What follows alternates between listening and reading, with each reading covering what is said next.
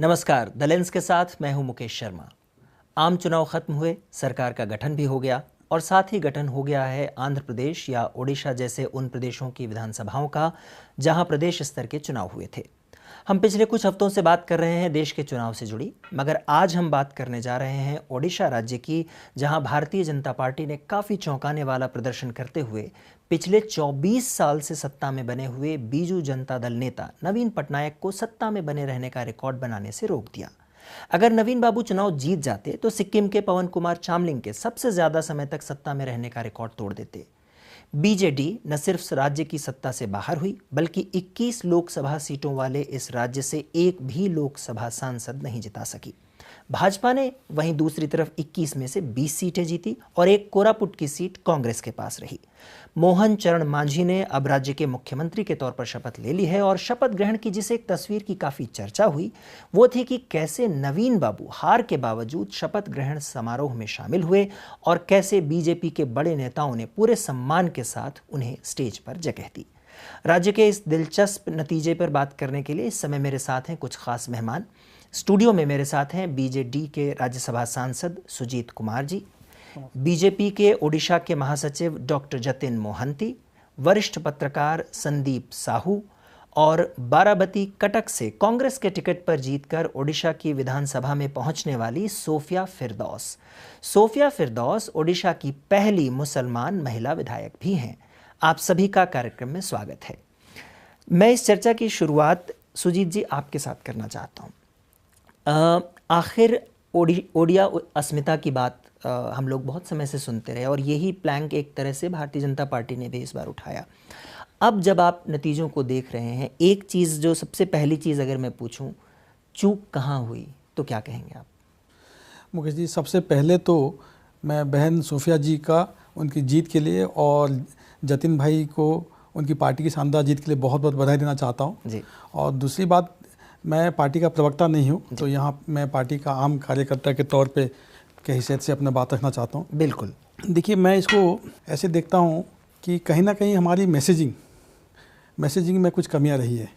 आप उड़ीसा में किसी को भी पूछेंगे, बहुत अभी जो विकास का कार्य हुआ है, आप कोई भी शिक्षा लीजिए, स्वास्थ्य लीजिए, गमनागमन लीजिए, कनेक्टिविटी या फिर खेती का लीजिए, कोई भी आप सेक्टर लीजिए, उसमें बहुत काम हुआ है पिछले 24 साल में और ख़ासकर पिछले 5 साल में जी। लेकिन कहीं ना कहीं उसका जो नैरेटिव हम लोगों के पास नहीं पहुंचा पाए। और दूसरी बात जो है, एक ओवर कॉन्फिडेंस, बहुत ज़्यादा आत्मविश्वास जो पार्टी में और ख़ासकर पार्टी के नेताओं में, जो विधायक रहे और जो विधायक के उम्मीदवार रहे, उनमें कुछ ओवर कॉन्फिडेंस, एरोगेंस भी उसको कह सकते हैं टू सम एक्सटेंट, वो रहा जो लोगों ने नापसंद किया। और स्वाभाविक है, जब आप 24-25 साल सरकार में रहते हैं तो एक एंटी इनकम्बेंसी रहती है। जो एक बहुत स्ट्रॉन्ग एंटी इनकम्बेंसी का अंडर करंट था, उसको हम लोग स्टडी नहीं कर पाए ठीक से। तो कई सारे मुद्दे हैं उसमें। ओडिया अस्मिता का जो बात आप कह रहे हैं, तो कहीं ना कहीं एक नैरेटिव जो वोटर्स और लोगों में रहेगा कि बीजेडी ओडिया कल्चर को, ओडिया प्राइड को इतनी प्राथमिकता नहीं दे रही है, जो वाकई सच नहीं है। लेकिन एक नैरेटिव बन गया और वो रीजनल पार्टी के लिए बहुत घातक साबित हुआ, क्योंकि बीजेडी एक रीजनल पार्टी है और उसका गठन ही हुआ था कि ओडिया कल्चर, ओडिया प्राइड को प्राइमेसी देने के लिए। बिल्कुल। लेकिन लोगों में ये धारणा बैठ गया कि ये नहीं कर रहा है बीजेडी। तो ये सब के मिलते हुए जो नतीजा आया है, ये वाकई चौंकाने वाली नतीजा है। लेकिन बहुत सम्मान करते हैं हम वोटर्स वर्डिक्ट को, और मैं बधाई देना चाहता हूँ मोहन मांझी जी को और उनकी पूरी टीम को, और उम्मीद करता हूँ कि वो जो भी वादे किए हैं वो आगे में दिनों में पूरा करेंगे। ठीक है, ये एक सौहार्दपूर्ण राजनीतिज्ञ के तौर पे आप ये बात कह ही रहे हैं। एक इसी ओडिया अस्मिता की जब मैं बात कर रहा था, तो दरअसल जो बात है वो निकल के आती है इस तरह से भी, जो चर्चा में हुई कि वीके पांडियन जी की भूमिका पर भी वहाँ पर चर्चा हुई कि क्या उनको अब उत्तराधिकारी के तौर पर पेश किया जा रहा है। और भारतीय जनता पार्टी ने बहुत ही चतुराई से एक बाहरी व्यक्ति हो सकता है और वो ओडिया अस्मिता से जोड़ करके जो किया, आपको लगता है कि कहीं ना कहीं इस नैरेटिव में जो भारतीय जनता पार्टी बना रही थी उसको जब तक काउंटर करते, क्योंकि ये बात तो आई कि नहीं वो उत्तराधिकारी नहीं हैं और नवीन बाबू हैं अभी, तो उसमें कहीं देरी हुई? देखिए बहुत सारे फैक्टर्स होते हैं, एक इतनी बड़ी जो डिफीट का एक ही कारण नहीं हो सकता है, बहुत सारे फैक्टर्स होते हैं। जैसे आपने बताया कि मुकेश जी कि जब वो बोले, नवीन बाबू ने जब पब्लिकली आके बोला कि नहीं मेरा उत्तराधिकारी वो नहीं है और उड़ीसा के लोग चुनेंगे, तब तक देर हो चुकी थी। तब तक लोगों के मन में एक ये आ गया था कि नहीं, ये एक ओडिया प्राइड के लिए एक बहुत बड़ा ये एक अटैक है, और इसका काउंटर नैरेटिव नहीं कर पाए हम लोग, कोई किसी भी कारण की वजह से ये नहीं कर पाए हम लोग ठीक से। और ये मैं मानता हूँ ये कैटलिस्ट था, ये फैक्टर जो था ये कैटलिस्ट था। लेकिन बहुत सारे फैक्टर्स हैं, मैंने जैसे 2-3 चीज़ अभी बताया, ओवर कॉन्फिडेंस और जो एक मैसेजिंग ठीक से नहीं कर पाए हम लोग, और एंटी इनकम्बेंसी था, 24 साल का सरकार था, लोग पीपल वांटेड ए चेंज। कई बार ऐसे होता है कि लोगों को पता नहीं होता कि क्यों चेंज चाहिए, just for the sake of change people want to change. तो ये भी हाँ, लेकिन लोकतंत्र में जनता का जो मत है वो सर्वोपरि है। और मैं डॉक्टर जतिन मोहंती को यहाँ कार्यक्रम में लाना चाहता हूँ। डॉक्टर मोहंती, एक बड़ी जीत हासिल हुई है, भारतीय जनता पार्टी को सरकार का गठन हो चुका है। आपके हिसाब से सबसे बड़ा हथियार पार्टी का क्या रहा इस चुनाव में, जिसने जीत को इस स्तर तक पहुँचाया जहाँ 21 में 20 लोकसभा सीटें और 78 विधानसभा सीटों तक पार्टी पहुँची है आज? क्योंकि ऐसी सबसे तो पहली बात है कि जैसे सुजीत जी ने बताया कि उड़िया, आपने भी इस बात को पहले से जिक्र किया है कि उड़िया अस्मिता की जो बात चली, जिसको हमने एक प्रमुख मुद्दा बनाया, वो उस उड़िया अस्मिता की मुद्दा ने को उड़ीसा के लोगों ने काफी पसंद किया, और इस बात से तो पीड़ित नहीं थे ऐसा नहीं था। अभी बीजू जनता दल जो भी बोले, इस बात को अभी वो खंडन नहीं कर पाएंगे कि मिस्टर वीके पांडियन किसी न किसी स्तर पर बीजू बाबू की उत्तराधिकारी अपने आप घोषित कर चुके थे लगभग। उनकी होर्डिंग्स देखिए, उनकी पोस्टर्स देखिए, धीरे धीरे करके नवीन बाबू की फोटो छोटी होती गई और उनकी फोटो बड़ा होता गया, और प्रमुख रूप से सामने आ गया। पहले बीजू बाबू का फोटो छोटा होता गया, उसके बाद नवीन बाबू का फोटो छोटा होता गया, फिर उनके बड़े फोटो सबसे बढ़ चढ़ कर सामने आ गया। और कई सारे वीडियोज आपने भी देखे होंगे, रील्स में आया होगा कि इस तरह की आपने ही पार्टी के जो उम्मीदवार जो विधायक लड़ रहे थे, विधायक उम्मीदवार, उनको स्टेज से हटा दिया गया, उनको स्टेज से नीचे उतार दिया गया उनके क्योंकि उनका प्रेजेंस वो नहीं चाहते। तो इस प्रकार की जो कहते हैं कि जो नवीन बाबू की जो गद्दी को वो अपने आप को हथियाना चाहते थे, इसको लोगों ने देखा कि ये क्या हो रहा है। ये तो उड़ीसा के जो अस्मिता है, उड़ीसा के जो प्राइड है, उड़ीसा के जो स्वाभिमान है, उस पर तो चोट है। तो ये जो उड़िया अस्मिता का जो प्रमुख मुद्दा हमने बनाया, उसको लोगों ने स्वीकारा और माना कि इसको हम सहन नहीं करना चाहिए। ये प्रमुख मुद्दा रहा। दूसरा है कि हम पिछले 3 चुनावों से मैं देख रहा हूं, हमने एक भ्रष्टाचार और जो कहते हैं कि नाकामी की एक हमने 2 बार मुद्दा बनाया। हर स्तर पे कहीं ना कहीं भ्रष्टाचार था, नीचे से लेकर ऊपर स्तर तक भ्रष्टाचार की में उनको शामिल थे। ये बात अलग है कि वो लोग ये दिखाना चाहते थे कि नवीन बाबू अच्छे आदमी है, वो भ्रष्टाचार में नहीं है, उनका नाम कहीं नहीं है। लेकिन ये बात तो ऐसे हो गया ना कि जैसे रेनकोट पहनकर नहाने वाली बात हो गई। नवीन बाबू अच्छे हैं, लेकिन सारे लोग जो है करप्शन में डूबे हुए हैं। तीसरी बात यह है कि एरोगेंस इतना था कि आप पहली बार आपने सुना होगा, मैं तो इस बात से मेरे जितने दिन के राजनीतिक अनुभव है उड़ीसा में, 3 मर्डर्स हो गए इस चुनाव के दौरान। इतना वायलेंट इलेक्शन हमने कभी नहीं देखा था मेरे पिछले 20-25 साल के जो राजनीतिक अनुभव में। मैं लेकिन एक चीज़ ज़रूर कहना चाहूँगा कि आखिर जब ये चुनाव शुरू हो रहे थे तो एक बड़ी चर्चा ये थी कि बीजेडी और बीजेपी साथ आकर चुनाव लड़ सकती है, और ये तो सीटों के समझौते पर बात नहीं हुई। तो उस समय क्या ये मुद्दे बीजेपी के सामने नहीं थे जब बीजेपी इन मुद्दों पर सोच रही थी? मैं तो पहले कहूंगा कि ये जो मुद्दा है, ये जो बात आप कह रहे हैं कि अलायंस वाली मुद्दा था, इसको बीजेडी कहीं ना कहीं बीजेडी की तरफ से इस बात को फैलाई जा रही थी। हम तो इस बात से कभी नहीं राजी थे कि कोई अलायंस होना चाहिए, क्योंकि 2000 से 2009 तक के चुनाव 2000 के समय में भारतीय जनता पार्टी और बीजेडी का अलायंस था, और हम 2009 में अलग हुए थे, और उसके बाद कभी हम एक होकर चुनाव लड़ेंगे इस बात को हमने कभी स्वीकारा नहीं था। लेकिन कहीं ना कहीं 2019 में हमारी जो वोट है, बीजेपी के वोट को मैं अपना सेंध मानने के लिए बीजेडी की तरफ से ये बात फैलाई जा रही थी कि हम दोनों मिलके हम दोनों एक ही हैं और हम दोनों कोई अलग नहीं है। इससे इससे वो चाहते थे कि बीजेपी को के जो कार्यकर्ता है उनका मनोबल टूटे, उनको हम तोड़ना चाहते थे मनोबल को। इस बार लेकिन हमने ये जब भी ये बात शुरू हुई, इस बात को हमने हर स्तर पर काउंटर किया कि नहीं, हम कोई एक नहीं है, हम उनके खिलाफ लड़ रहे हैं और हमारा राजनीतिक जो प्रतिद्वंदी है वो बीजेडी ही है। तो इसलिए इस बात को सफल नहीं हो पाए, क्योंकि हमने जब जब वो बात शुरू हुआ तो हमने इस बात को काउंटर किया, हम मिलकर काउंटर किया इस बात को कि हम इसमें सहमत नहीं है, कोई अलायंस नहीं है, कोई अलायंस होने का संभावना नहीं है, कोई सीट शेयरिंग की बात ही नहीं हुई थी। 2014 से जब से ये सरकार बनी, दरअसल सबने ये देखा कि नवीन बाबू और प्रधानमंत्री मोदी के रिश्तों की, नज़दीकियों की काफ़ी चर्चा होती रही। क्या वो जो नज़दीकियाँ थी, ऐसा लगा कि लगभग बीजेपी की हर जो कंट्रोवर्शियल डिसीजंस थे उसमें भी बीजेडी बिल्कुल डट के साथ में खड़ी रहती थी राज्यसभा में जहाँ सपोर्ट की ज़रूरत होती थी। तो क्या ये साथ भी बीजेडी को महंगा पड़ गया, क्योंकि लोगों को लगा कि अगर केंद्र में मोदी जी के साथ ही रहना है तो मोदी जी की पार्टी के लोगों को वोट दे देते हैं? नहीं, मैं ऐसा नहीं मानता हूँ। देखिए, जहाँ तक प्रधानमंत्री जी का और नवीन बाबू जी का उनका जो संबंध है, ये आज का नहीं है। जब दोनों मुख्यमंत्री थे तो तब से है और दोनों एक दूसरे का बहुत आदर करते हैं। और बीजेडी, ये सच है कि बीजेडी ने बहुत सारे बिलों में सपोर्ट किया है, क्योंकि वो हमें लगा कि वो देश हित में है, चाहे वो 370 हो, डीमोनेटाइजेशन हो या फिर आपका ट्रिपल तलाक हो। तो दिल्ली का जो उसका जो एक बिल था जिसके ऊपर इतना बात हुई और ये हुआ कि ये राज्य की अस्मिता के ऊपर प्रहार है और एक राज्य का मुख्यमंत्री उसके साथ खड़ा है, ये भी बिल था। उस बिल पे भी मैंने ही कहा था पार्टी की तरफ से, सदन में मैंने ही उसमें बहस में भाग लिया था। देखिए, उसमें बहुत सारे अच्छे प्रावधान भी थे और जहाँ पे हमको लगता था कि नहीं, ये नहीं है, जनहित में नहीं है या फिर फेडरलिज्म के लिए नहीं है, तो हमने उसके विरोध में कहा भी है और हमारे जो कंसर्न्स थे उसको भी जाहिर किया है।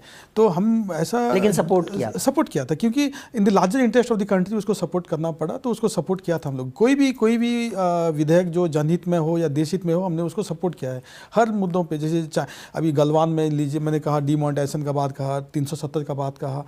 तो बीजेडी का हमेशा यही रवैया रहा है कि पार्टी पॉलिटिक्स चलता रहेगा लेकिन सर्वोपरि देश होना चाहिए, ठीक है। और बजट में भी हमने हमेशा कहा है कि डिफेंस बजट बढ़ाना चाहिए, चाइना को मुंह तोड़ जवाब देना चाहिए। तो ये एक अलग मुद्दा हो गया।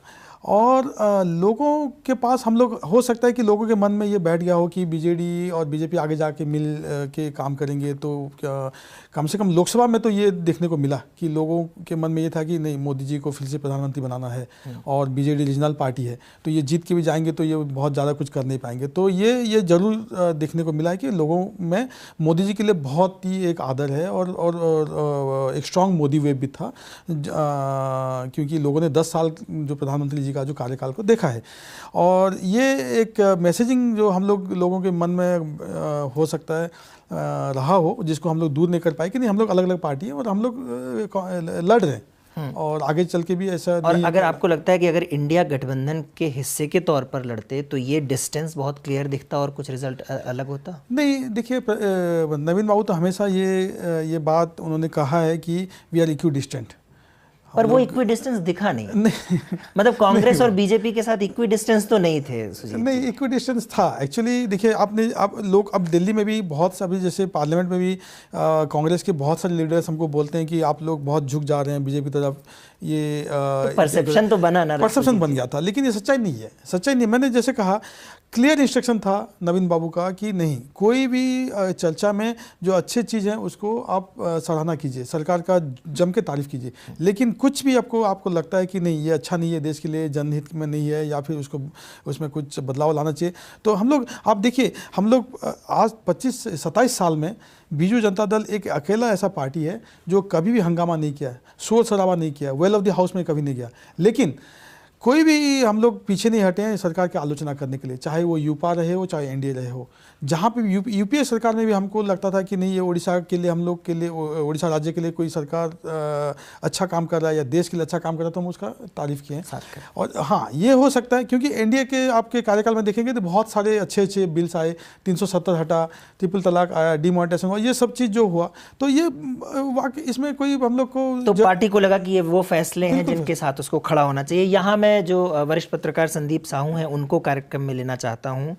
संदीप जी, आपने सुना दोनों पक्षों की बातें, और बतौर एक पत्रकार जब इस चुनाव पर आप नज़र रखे थे, तो आपके हिसाब से, मैं यहाँ से शुरू करता हूँ, कि नवीन बाबू की हार की सबसे बड़ी वजह क्या रही?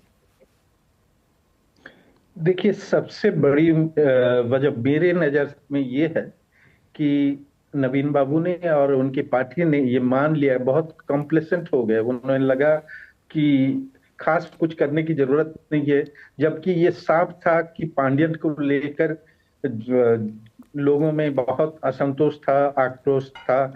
जिस तरह से उनको उड़ीसा के लोगों पे थोपे जाने की कोशिश की जा रही थी, उसको लेकर के जनता में काफी असंतोष था, जो हम लोगों को एकदम साफ दिख रहा था। लेकिन बीजू जनता दल के नेता ने और बीजू जनता दल के स्ट्रेटेजिस्ट जो थे, उनको शायद ये लगा नहीं, उनको लगा कि नवीन अभी भी काफी लोकप्रिय हैं और उनकी लोकप्रियता काफी होगी ये चुनाव जीतने के लिए।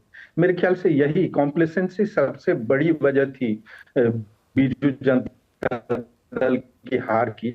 और ये साफ नजर आ रहा था कि ये जो भाजपा ने जो मुद्दा चुना इस बार अस्मिता का, तो वो जरूर काम करके, इसमें कोई दो राय नहीं है। हालांकि ये विडंबना कही जाएगी कि एक राष्ट्रीय पार्टी एक क्षेत्रीय अस्मिता को मुद्दा बनाकर चुनाव लड़ती है, वो भी उसके खिलाफ जिसका जन्म ही हुआ था उड़िया अस्मिता की रक्षा के लिए। और ये इसलिए भी संदीप जी ये इसलिए भी दिलचस्प है क्योंकि वहीं पड़ोस में पश्चिम बंगाल में एक क्षेत्रीय पार्टी भारतीय जनता पार्टी को इसी मुद्दे पर बाहर रख पाती है कि ये तो राष्ट्रीय पार्टी है, बाहर के लोग हैं, और वहीं बगल में उड़ीसा में ये बात पलट के भारतीय जनता पार्टी ने बीजेडी के ऊपर लागू कर दी, एक वीके पांडियन जी के वजह से। जी बिल्कुल सही कहा आपने। और पिछली बार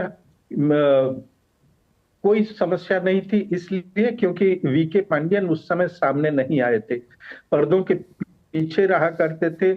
स्ट्रेटेजी उस चुनाव में भी उन्होंने तय किया, टिकट का आवंटन सारा कुछ उन्हीं के जिम्मे हुआ, लेकिन वो पर्दे के पीछे से कर रहे थे।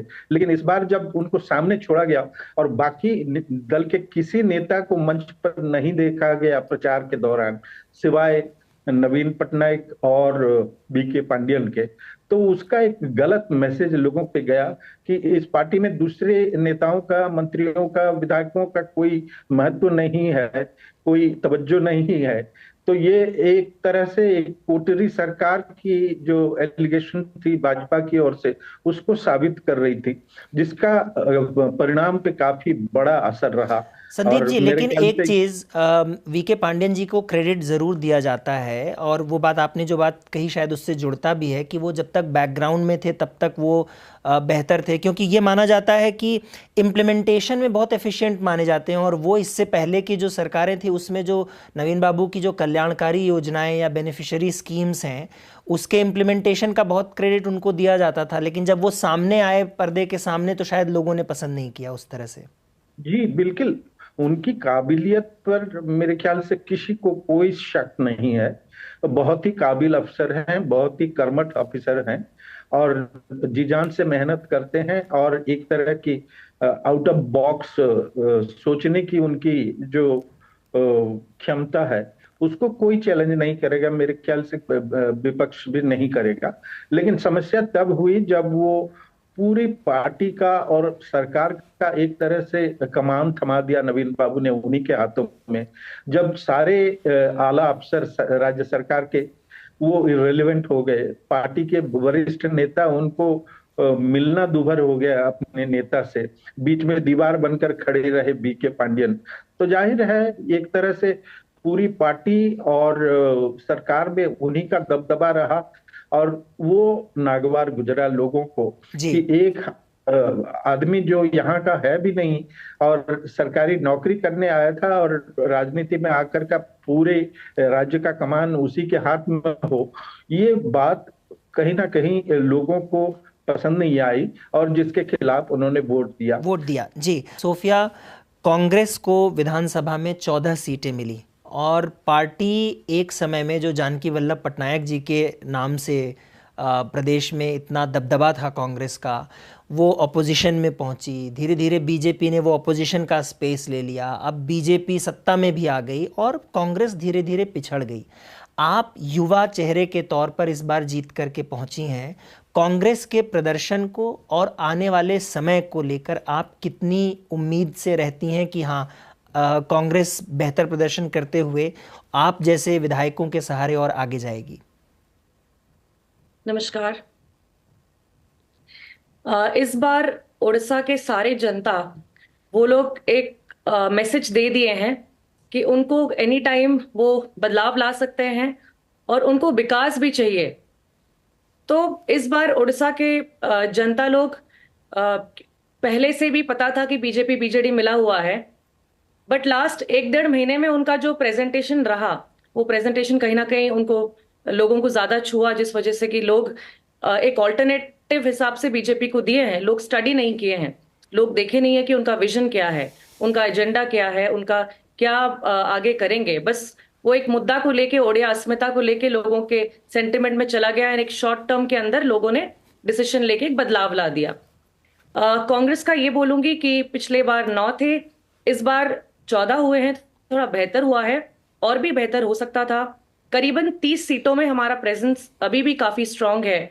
बहुत सारे सीट में बहुत कम मार्जिन में लूज किए हैं कैंडिडेट। तो इस बार हमारे जो एआईसीसी के इंचार्ज है अजय कुमार जी, वो भी बहुत कम दिन होगा वो चेंज हुए हैं, वो चार्ज लिए हैं उड़ीसा का।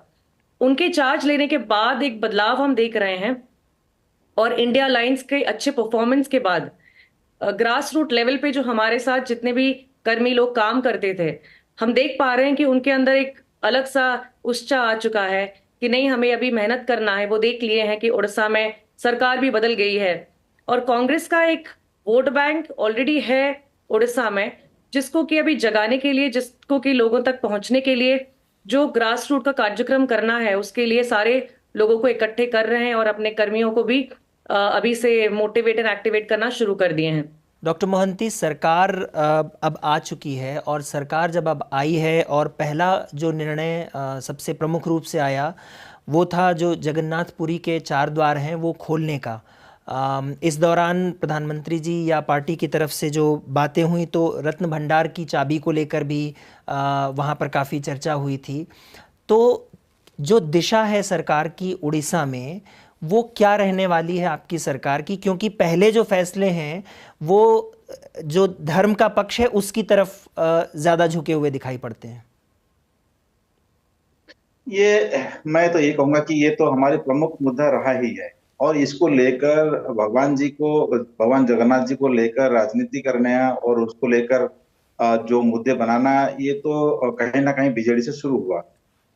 मैं भी व्यक्तिगत रूप से इस बात को पसंद नहीं करता था और मेरी पार्टी भी नहीं करती, लेकिन जिस प्रकार से भगवान जगन्नाथ जी कोई उड़ीसा, कोई भगवान ऐसा धर्म स्थल पर मुझे नहीं लगता कि उड़ीसा के लोग मानते हैं। वो तो उड़ीसा का प्राण है, वहाँ हिंदू मुसलमान सभी का अपना एक स्थान है और जगन्नाथ जी का जो जगन्नाथ कल्चर है उसमें सभी का स्थान है। उसको जो खुद सोफिया जी भी मानेंगी कि उड़ीसा के मुसलमान जगन्नाथ जी को उतना ही मानते हैं जितना उड़ीसा के हिंदू को लोग भी मानते हैं।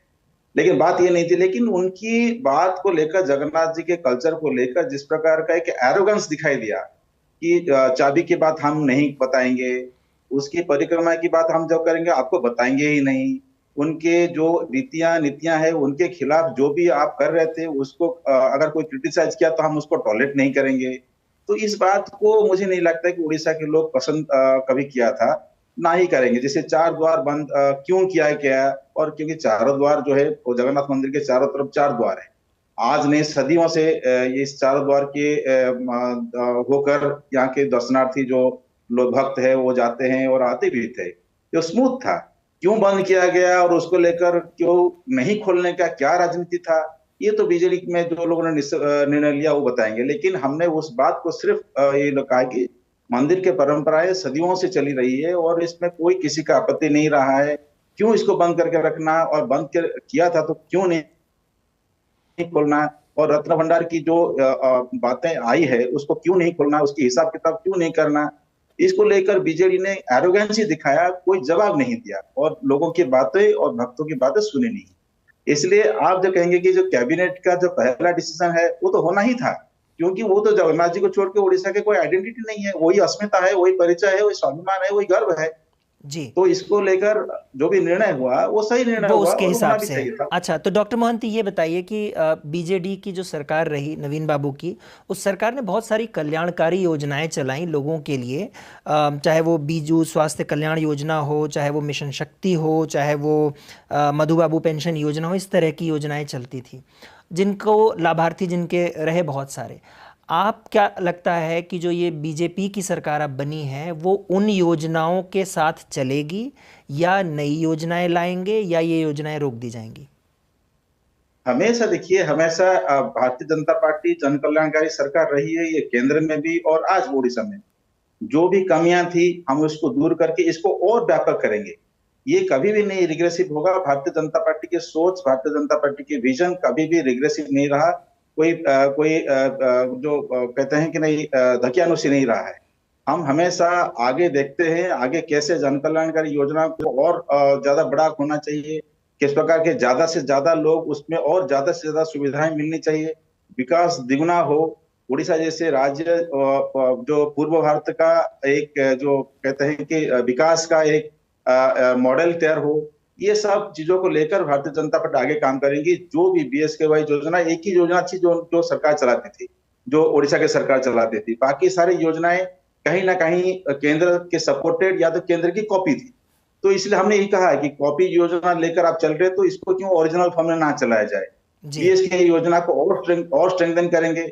और जैसे मधुबाबू पेंशन जो उनका छोटा प्रोग्राम था उसको हम नेशनल पेंशन के साथ जोड़ेंगे, और ये सब हमने कहा है कि वो किया भी है। इसलिए इस बात को लेकर आगे कोई कुछ बातें फैलाई जा रही है, कुछ अफवाहें फैलाई जा रही है कि बातें शायद इन जो स्कीम्स को डिसकंटिन्यू किया जाएगा, कभी कतई नहीं होगा। इसको और व्यापक किए जाएंगे और इसका जो परिधि है बढ़ाई जाएगी। ठीक है, उसका सुविधा भी बढ़ाई जाने की बात आप कह रहे हैं। हैं। एक अंतिम प्रश्न डॉक्टर मोहंती जो मैं आपसे पूछना चाहता हूं वो ये है कि जब भारतीय जनता पार्टी की सरकार होती है तो एक आलोचना के तौर पे ये कहा जाता है कि जो हार्डकोर दक्षिणपंथी जो संगठन होते हैं वो थोड़ा सा उग्र रुख अख्तियार कर लेते हैं, ऐसा आरोप लगता रहा है। और उड़ीसा में जो मिशनरीज हैं उनका काम जो है वो कई बार निशाने पे भी आता रहा है। तो ऐसी सूरत में कोई कॉन्फ्लिक्ट की गुंजाइश देख रहे हैं क्या आप? देखिए, ये हमारे नेता नरेंद्र मोदी जी ने जो नारा दिया है, सबका विकास, सबका प्रयास, सबका विश्वास, इसको लेकर हम ही काम करेंगे और हम करते भी रहे। ये नहीं है कि हम आज कोई स्लोगन के नाते काम कर रहे हैं। देश भर में हर जगह हर वर्ग के लोगों को लेकर निरपेक्ष रूप से इस काम को, विकास के काम को हम गति दे रहे हैं। स्वयं मोदी जी इस बात से खूब प्रयासरत हैं कि अब ये जो विकास का जो फल है वो सबको मिलने चाहिए, देश सबका है और देश के जो भी काम है सबका भागीदारी होनी चाहिए। इसमें जब सरकारें बनती है, सरकार सबकी होती है और सरकार के सामने ना कोई जाति होता है, ना कोई पंथ होता है, ना कोई वर्ण होता है, ना कुछ होता है। इसलिए सबका साथ, सबका सरकार सबकी है और सभी जनता को, सभी वर्ग की जनता को उनकी हक मिलेगी और उनकी सुविधाएं मिलेगी। जी, बहुत बहुत शुक्रिया डॉक्टर मोहंती। सुजीत जी, एक चीज़, नवीन बाबू विपक्ष के नेता के तौर पर उनकी भूमिका आप कैसे देखेंगे, क्योंकि वो सत्ता में रहे हैं, विपक्ष के नेता के तौर पे उस तरह से उनको लोगों ने देखा नहीं है। उन्होंने कहा है बहुत ही सकारात्मक रहेगी और बीजू जनता दल पूरी सपोर्ट करेगी गवर्नमेंट को सारे अपने गवर्नेंस के लिए। और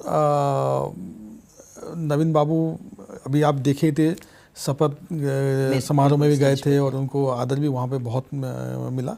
तो एक कंस्ट्रक्टिव अपोजिशन की जो रोल रहती है वही प्ले करेगी बीजू जनता दल। और हम लोग सरकार की जो भी अच्छे काम रहेंगे उसमें बिल्कुल हम लोग उनको सपोर्ट करेंगे। लेकिन जब भी हमको लगेगा कि नहीं ये सरकार गलत कर रही है तो हम लोग उसके खिलाफ आवाज़ उठाएंगे, लोगों के हित में जो भी हमको लगेगा ठीक वही करेंगे। जी सुजीत जी, बहुत बहुत शुक्रिया। धन्यवाद। यहाँ पे मैं कार्यक्रम में एक बार फिर से संदीप जी को लेना चाहता हूँ। संदीप जी, दो मुद्दे। पहले मैं सरकार की बात करना चाहता हूँ कि जो सरकार बनी है मोहन चरण मांझी जी की, आप उसकी दिशा को कैसे जाता हुआ देख रहे हैं, भारतीय जनता पार्टी के नेतृत्व वाली इस सरकार को? देखिए, शुरुआत तो उन्होंने बहुत अच्छी की है।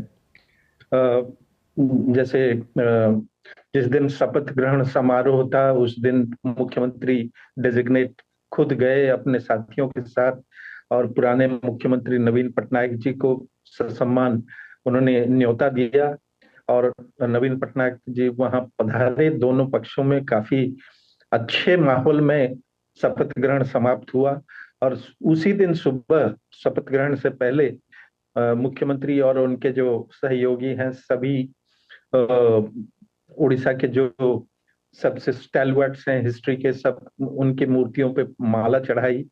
तो सब अच्छा उसी दिन कैबिनेट भी हुआ। पहली 4 साल के बाद लोकसभा भवन जो उड़ीसा का सेक्रेटरीट है जी, उसके दरवाजे पत्रकारों के लिए खुले, जो कोरोना के बाद से ही बंद थे। पत्रकारों को इजाजत नहीं थी लोकसभा भवन के अंदर जाने की। तो ये बहुत बड़ा कदम था उनके लिए जी, कि पत्रकारों को दोबारा फिर एंट्री मिला।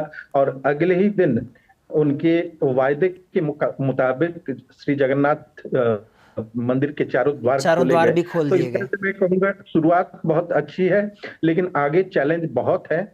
एक तो ये है कि जो कंफ्यूजन है कई लोगों के मन में कि पिछली सरकार द्वारा जो योजनाएं चलाई जा रही थी उनको ये सरकार जारी रखेगी या उन्हें उनमें कुछ बदलाव लाएगी या बंद कर देगी, ये स्पष्ट होना चाहिए।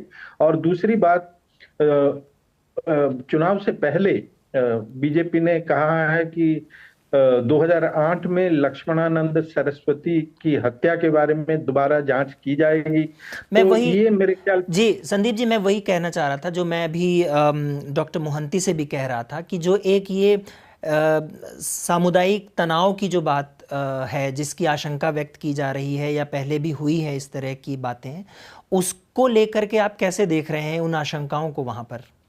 देखिए, बहुत लोगों के मन में ये आशंका जरूर है कि गड़े मुर्दे उखाड़ने से जो घाव जो सूखे हुए हैं, अभी पूरी तरह से शांति है कंधमाल में और पूरे उड़ीसा में, लेकिन उसको अगर फिर दोबारा जांच की जाए और कुछ बयानबाजी उसमें हो तो हो सकता है सांप्रदायिक सद्भाव जो है राज्य में, जिसके लिए पूरे देश में जाना जाता है, तो वो कहीं ना कहीं खतरे में आ सकती है। ऐसी आशंका बहुत सारे लोगों में है कि हिंदुत्व की राजनीति यहाँ चलेगी नहीं। ये शायद भाजपा के शीर्ष नेतृत्व को भी पता है।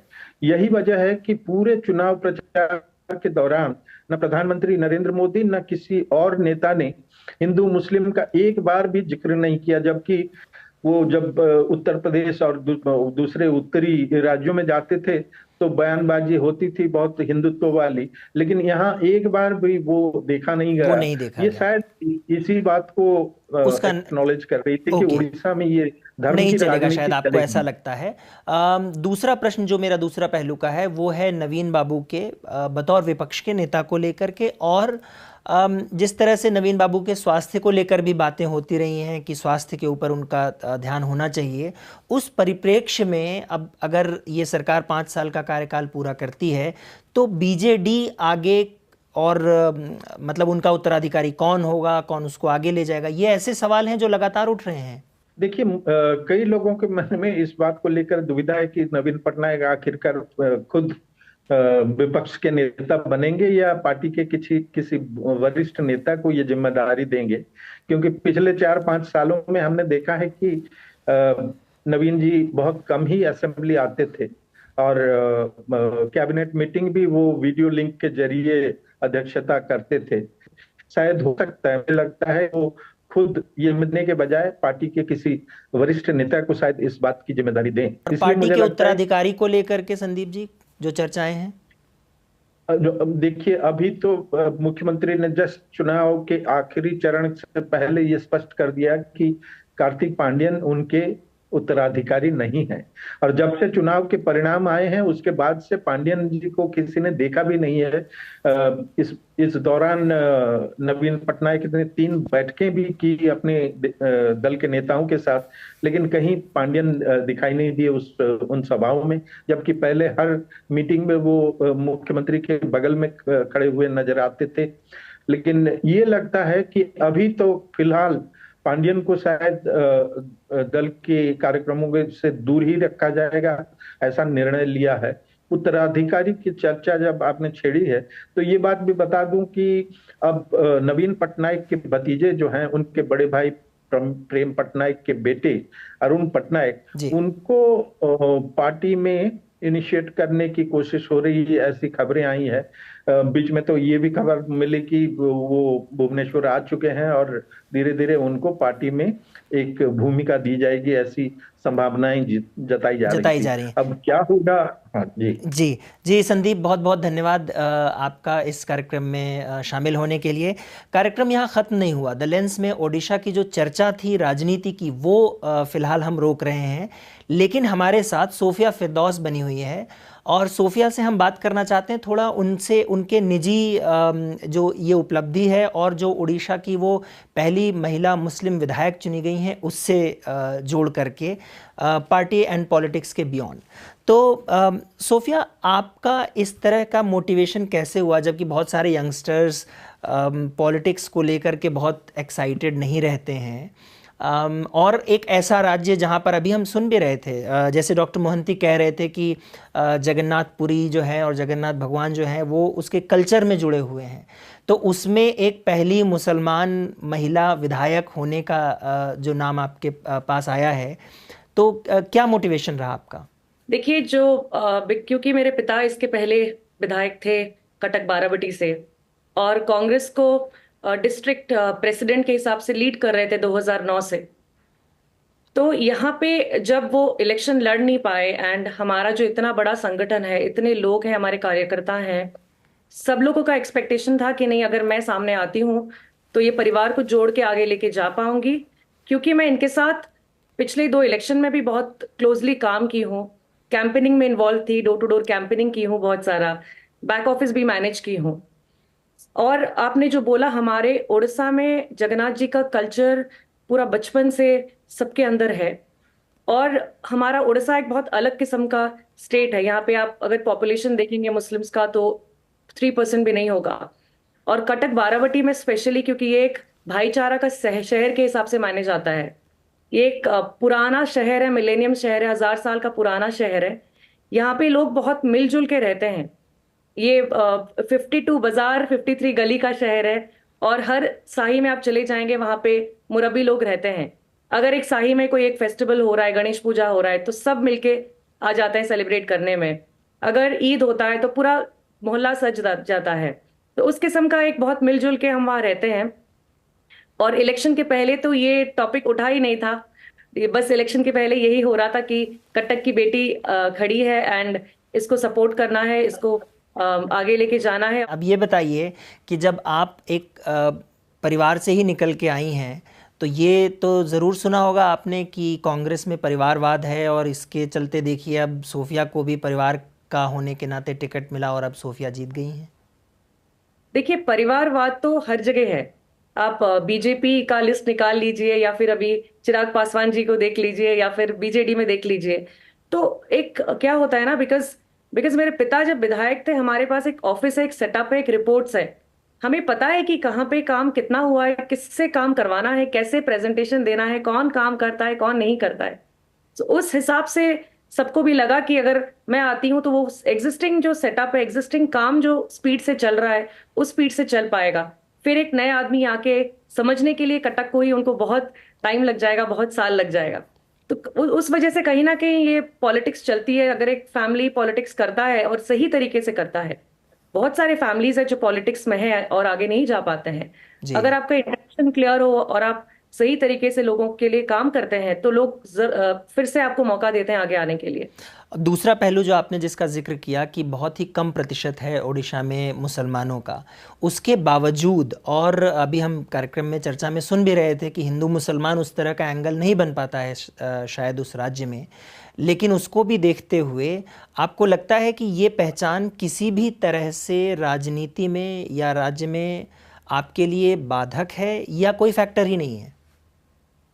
देखिए, मैं पॉलिटिक्स में आने के पहले 11 साल में बिजनेस में थी, रियल एस्टेट जैसे बिजनेस में थी, जिसमें आज भी आप देखेंगे तो ज्यादा महिला नहीं है, उड़ीसा में भी नहीं है। उसमें भी एक महिला के हिसाब से मैं आगे गई एंड पॉलिसी एडवोकेसी बहुत सारे संस्था में, जैसे क्रेडाई है उसके भुवनेश्वर की प्रेसिडेंट बन गई। सो मैं सोचती हूँ कि अगर आप काम निष्ठा से करोगे और आगे बढ़ोगे तो ये सब फैक्टर आगे नहीं आएगा, जब तक आपके माइंड में रहेगा कि डेवलपमेंट एंड सबके साथ मिलके आगे बढ़ना है, सबको रिस्पेक्ट देके आगे चलना है। पार्टी में जो शीर्ष नेतृत्व है, आप सबसे ज़्यादा नज़दीक अपने खुद को किस नेता के पाती हैं अपने पार्टी के शीर्ष नेतृत्व में? देखिए, मैं एक्टिव पॉलिटिक्स में आप बोल सकते हैं 1.5 महीने के पहले नहीं थी। सो सबसे क्लोज अगर आप बोलेंगे कांग्रेस पार्टी में तो मेरे पिता के पास ही हूँ। लेकिन अभी अजय कुमार जी जो हमारे उड़ीसा इंचार्ज हैं, उनका बहुत सपोर्ट मिला है। पवन खेरा जी यहाँ पे आए थे, वो भी कंटिन्यूसली टच में है, मुझे एडवाइस देते रहते हैं। तो मुझे लगता है कि लीडरशिप जिस तरह से चेंज हो रही है, कांग्रेस पार्टी के भी जो नए नए लोग जुड़ रहे हैं, जो पुराने लोगों का एक्सपीरियंस है, उसके हिसाब से हम अगर ठीक तरीके से जाएं तो जरूर 29 के लिए कांग्रेस को सरकार लाने का हम लोग अभी से कार्यक्रम कर सकते हैं। तो आपने 29 की बात की है, तो मैं ये समझना चाह रहा हूँ 29 में आप विधानसभा की बात कर रही हैं या 29 में लोकसभा की बात कर रही हैं आप अपने लिए? अपने लिए तो अभी फिलहाल मुझे काम करना है, जो जो लोगों को वादा दी हूँ उसके लिए बहुत परिश्रम करना है। अगर लोग मुझे फिर से एक्सेप्ट करते हैं, सोचते हैं कि मैं बड़ी जिम्मेदारी ले सकती हूँ, देन आगे बढ़ूंगी। अगर लोग चाहेंगे कि नहीं मैं फिर बाराबटी में रहूंगी तो यहाँ पे रहूंगी, बट राजनीति में तो पूरा लोगों के साथ संपर्क बना के रहूंगी। लेकिन कांग्रेस जो, जैसा मैंने पहले भी कहा था, आपने ये बोला कि 9 सीटों से 14 सीटों पर आई है, लेकिन एक बहुत बड़ा रास्ता तय करना है एक ऐसे प्रदेश में जहां सत्ता में होती थी कांग्रेस, वहां पे इतना पीछे हो करके इतना 14 सीटें, 147 की विधानसभा में 14 सीटें होना, ये बहुत ही कम है, 10% से भी थोड़ा सा कम ही हुआ बल्कि। तो रास्ता बहुत लंबा है पार्टी के लिए वहां पर। देखिए, 30 सीट में ना अच्छा प्रेजेंस है अभी भी कांग्रेस का। अब मार्जिन्स अगर देखेंगे, बहुत सारे सीट में 800 1200 वगैरह में हारे हैं, तो हम अभी ये बोलेंगे कि 30 सीट में बहुत स्ट्रांग प्रेजेंस है। लड़ा जाएगा तो 30 सीट तो अभी भी जीत सकते हैं सही तरीके से। और हमें मेहनत करनी है 50-60 सीट मिनिमम बढ़ाने के लिए, जिसके लिए मेहनत तो बहुत लगेगी। आप कटक बाराबटी का भी सिचुएशन देखेंगे, मेरे पिता विधायक होने के पहले कांग्रेस का वोट्स लेस देन 50% हुआ करता था जितना उनको मिला था। तो कष्ट तो करना पड़ेगा, सही कैंडिडेट चूज भी करना पड़ेगा, क्योंकि इस बार जो मुद्दा हमारा था ना, हम जब बाराबटी में भी गए कि आप कैंडिडेट को देखिए, बिकॉज यही आदमी आपके लिए काम करेगा, आपके पास खड़ा रहेगा, आपका सुख दुख में रहेगा। सो हम अगर सही कैंडिडेट सिलेक्ट करेंगे, जो लोगों का जो मैसेज गया है इस बार 2024 में, उसको भी लेंगे पॉजिटिवली कि लोगों ने क्या चीज देख के बदलाव लाया है, उस हिसाब से ग्रास रूट पे काम करना शुरू करेंगे। क्योंकि एक जनरल वे में कांग्रेस का एक वोट बैंक रहता है हर जगह, जो लोग नहीं पहुंच पाते तो वो दूसरे पार्टीज को चले जाते हैं। तो वोट बैंक एक्टिवेट करने के लिए 5 साल बहुत लंबा टाइम है। सही तरीके से करने से जरूर नेक्स्ट टाइम लोग विजन को एक्सेप्ट करेंगे। जी। और नवीन बाबू वहाँ के एक बहुत ही बड़े टॉल लीडर माने जाते हैं उड़ीसा के। आप एक चीज़ जो नवीन बाबू से सीख करके राजनीति में आगे बढ़ना चाहेंगी, वो क्या होगी? देखिए, वो एक चीज बहुत अच्छा है उनका कि वो किसी के बारे में बुरा नहीं बोलते हैं ना। वो एक बहुत अच्छी चीज है। लेकिन अगर कोई मुद्दा गलत हो तो उस मुद्दे में आपको अपोज भी करना रहता है, क्योंकि हमारी जिम्मेदारी है, हम आवाज हैं पब्लिक की। सो उनका ये एटीट्यूड लोगों को पसंद आया है। बट वही एटीट्यूड इस बार 24 में आप देखेंगे लोग उनके अगेंस्ट भी चला गया है। हम सोचते थे कि वो कुछ बोलते नहीं है, लोग उनको एक्सेप्ट कर लेते हैं, बट कहीं ना कहीं उनका चुप रहना ही उनके ऊपर बैकफायर कर गया इस बार, कि वो लोगों का बात समझते नहीं है, उन तक पहुंचते नहीं है। सो मैं सोचती हूँ एक बैलेंस रखूंगी, जहां जरूरत है सपोर्ट करने का सपोर्ट करेंगे हम कोई भी विकास को, जहां अपोज करना है उसको ठीक तरीके से अपोज भी करेंगे। और सोफिया, एक क्या गलती है जो आप नहीं करना चाहेंगी, बहुत कॉन्शियस रहेंगी किसी एक चीज़ को लेके कि मुझे ये बिल्कुल नहीं करना है अपने 5 साल के कार्यकाल में? वही है कि लोगों का सेंटिमेंट यहाँ पे उड़ीसा में, लोग बहुत इमोशनल हैं, छोटे छोटे चीज में इमोशनल हो जाते हैं। सो जो सबको लेके साथ में आगे बढ़ना है मुझे, तो मुझे कटक का जो कल्चर है उसको प्रिजर्व करके आगे बढ़ना है। कहीं कहीं पे भी किसी को भी कुछ बुरा ना लग जाए, चाहे वो बड़े हों, चाहे वो बच्चे हों, चाहे वो डिफरेंट कल्चर के हों, डिफरेंट रिलीजन के हों, सबको साथ लेके आगे बढ़ना है। तो यही जैसे अभी तक लोग मुझे पसंद किए हैं, मेरा जो स्पीच वगैरह लोग देखते हैं, बहुत लोग बोलते हैं कि आप जिस तरह से सिर्फ पॉजिटिवली बात करते हो एंड आपका जो है आप ऐसे ही रहो।